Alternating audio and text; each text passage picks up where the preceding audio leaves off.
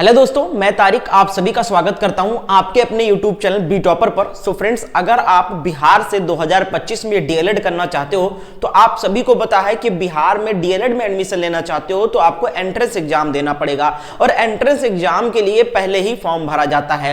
और इस बार 2025 में अगर आप डीएलएड करना चाहते हो तो उसके लिए एंट्रेंस एग्जाम का फॉर्म आ चुका है, डेट आ चुका है, सब कुछ आपका फिक्स हो चुका है कि एग्जाम कब होगा, आपका फॉर्म कब फिलअप होगा। तो भैया फॉर्म फिलअप जो है वो आपको 20 जनवरी से देखने को मिलेगा और जो फॉर्म की अंतिम तिथि है वो 30 जनवरी होने वाली है। जो आपकी परीक्षा होगी, एंट्रेंस एग्जाम होगा, उसका भी डेट फिक्स है, 27 फरवरी को आपकी परीक्षा होने वाली है दोस्तों।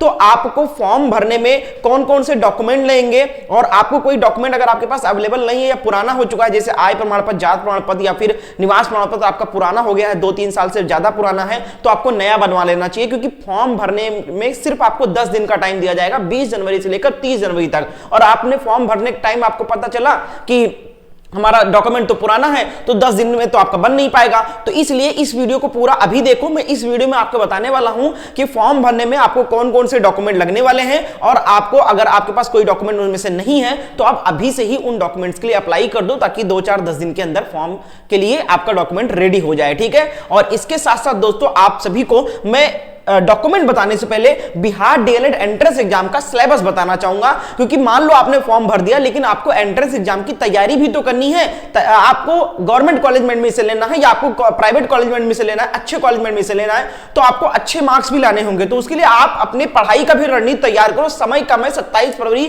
आने में देर नहीं लगेगा। तो आप ये ना सोचो कि जब फॉर्म फिलअप स्टार्ट होगा तब हम पढ़ाई शुरू करेंगे। भैया जब कुछ सब फिक्स है पहले से ही 27 फरवरी, तो आप क्यों अपना टाइम वेस्ट कर रहे हो। आज कितने तारीख हो गए, 21 तारीख हो गया, 21 दिसंबर हो गया, आपके पास 2 महीना मुश्किल से बचा हुआ है। तो तैयारी अभी से शुरू करो। ये आपका डीएलएड एंट्रेंस एग्जाम का नया सिलेबस होने वाला है 2025 का। आप लोग देख सकते हो इसमें आपको इतने सब्जेक्ट के क्वेश्चन पूछे जाएंगे और 25-25, 20-20 अंक के प्रश्न होंगे आपके और टोटल 120 मार्क्स का पूछा जाएगा।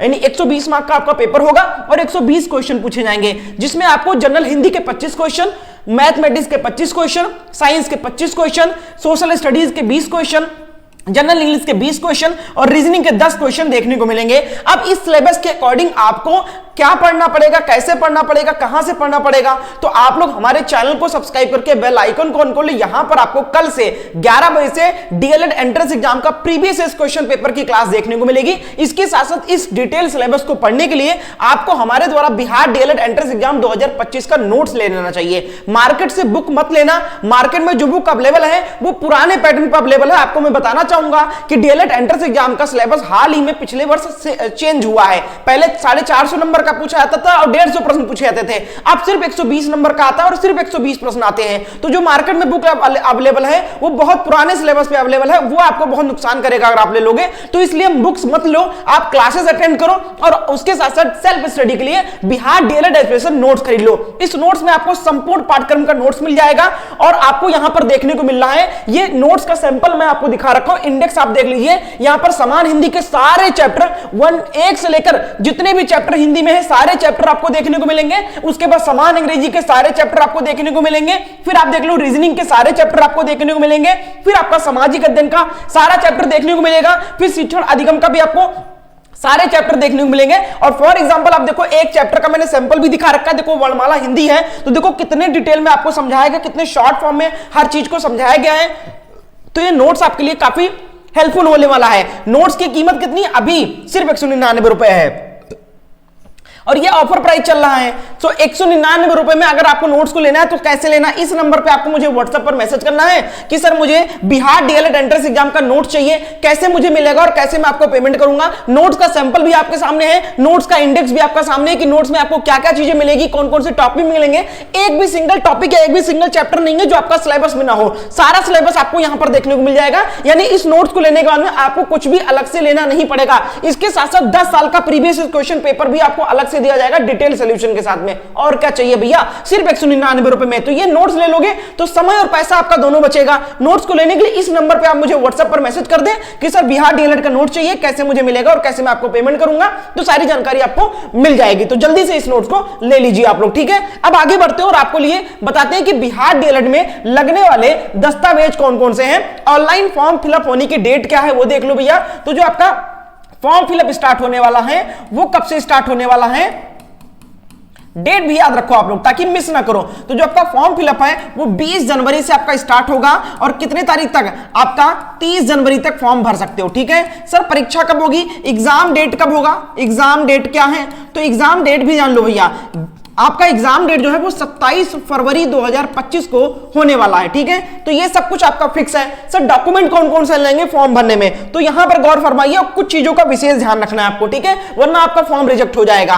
तो ये एक पूरी लिस्ट है, इस लिस्ट को मैं आपको टेलीग्राम ग्रुप पर भी भेज दूंगा, वहां से भी डाउनलोड कर सकते हो या फिर स्क्रीनशॉट ले लो। ठीक है, अब कुछ चीजें यहां पर मैं समझाने वाला हूं। तो देखो, एक आपका आधार कार्ड लगेगा, ठीक है, एक आधार कार्ड आपका होना चाहिए, वैलिड आधार कार्ड, निवास प्रमाण पत्र और आय प्रमाण पत्र। अब देखो यहां पर ध्यान देना, निवास प्रमाण पत्र, आय प्रमाण पत्र और जात प्रमाण पत्र, ये तीन चीजें लगेंगी। अब इसमें आपको एक पेज है उसको बताने वाला हूं। उसके बाद आपका एक बैंक अकाउंट चाहिए, आपके नाम से होना चाहिए, मोबाइल नंबर चाहिए, ठीक है, और ईमेल आईडी चाहिए। इसके साथ साथ पासपोर्ट साइज फोटो चाहिए, और अगर आप दिव्यांग हैं तो दिव्यांग प्रमाण पत्र चाहिए अगर आप दिव्यांग हैं तो, और 10वीं की मार्कशीट चाहिए और 12वीं की मार्कशीट चाहिए। ठीक है, ये हो गया। अगर आप 12वीं में अपेयरिंग, अभी आपका इस बार आपका पेपर है तो आप अपेयरिंग सेलेक्ट करके वहां पर फॉर्म भर सकते हो, कोई दिक्कत नहीं है। ठीक है, अपेयरिंग कैंडिडेट भी फॉर्म अप्लाई कर सकते हैं, तो वहां पर 12वीं की मार्कशीट की जगह पे आपको अपेयरिंग टिक कर देना है, 10वीं की मार्कशीट आपको डाल देना है।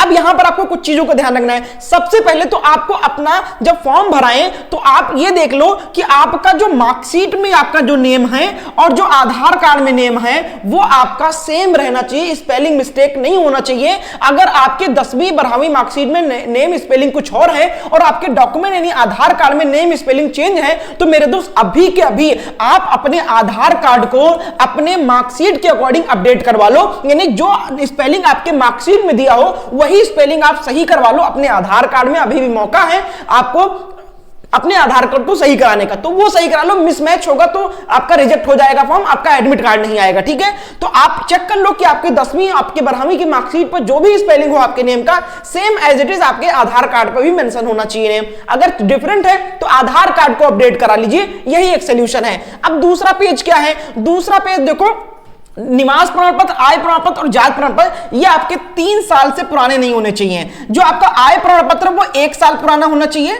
कितने साल, 1 साल आपका पुराना होना चाहिए, चल जाएगा 1 ईयर, 1 साल से 2 साल के बीच चल जाता है, ओल्ड होना चाहिए। और इसके साथ साथ जो आपका निवास प्रमाण पत्र है और जो जात प्रमाण पत्र है ये आपका 3 साल से पुराना नहीं होना चाहिए। ठीक है, अगर आपका 3 साल से पुराना है ये आपका, तो ये रिजेक्ट हो जाएगा, इसके लिए आप नया अप्लाई कर दो। ठीक है, आप चेक कर लो अपना आय जात प्रमाण पत्र और देख लो उसका डेट क्या है, क्या 3 साल से ज्यादा पुराना हो गया है। अगर ज्यादा पुराना हो गया तो नया अप्लाई कर दो। अभी के अभी साइबर कैफे से 10 दिन लगता है कम से कम समय, तो अभी से अप्लाई करोगे तो फॉर्म फिलअप स्टार्ट होते होते अब तक बन जाएगा। तो ये चीज आपको ध्यान रखना है, ये सभी को ध्यान रखना है कि आपको पुराना नहीं होना चाहिए। दूसरी चीज, अब एक चीज यहां पर ध्यान रखना है, जो महिलाएं हैं, जो लड़कियां हैं शादीशुदा, जो मैरिड हैं, उनके लिए यहां पर एक चीज ध्यान देना है। वो कंफ्यूज रहती है कि सर हमारा निवास कहां का लगेगा, हम मैरिड हैं, हम शादीशुदा हैं, तो हमारा निवास कहां का बनेगा, हमारा आय प्रमाण पत्र कहां का बनेगा, हमारा जात प्रमाण पत्र कहां का बनेगा, हमारे फादर के वहां का बनेगा, हमारे फादर के नाम से बनेगा या हमारे ससुराल के वहां से बनेगा, हमारे हस्बैंड के नेम से बनेगा। ये चीज आपको ध्यान रखना है। तो देखो, जो शादीशुदा हैं, मैरिड हैं लड़कियां, उनको ये ध्यान रखना है कि जो आपका निवास प्रमाण पत्र है, जो आपका आय प्रमाण पत्र है, ये दो चीज जो आपका है ये आपके ससुराल के ब्लॉक से बनेगा। कहां से बनेगा, ससुराल के ब्लॉक से,